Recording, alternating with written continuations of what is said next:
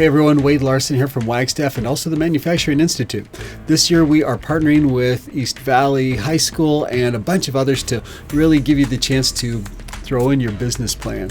It's a competition to see who's got the best idea, centered around manufacturing, but we're really looking for your ideas on how to create a new business launch, to design, manufacture, sell products. The sky's the limit on what you can do, but we're looking for you to create your team, put together your plan, throw it in. So the applications are available right now. You can send it in to us through the webpage.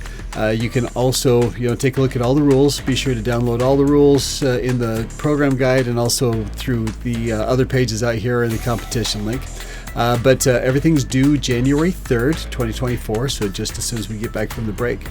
We have a great opportunity to win $1,000 for the winning team and to launch your business that we're going to sponsor and so much more. So anyway, take a look at everything that we have available for you and let us know if you have any questions.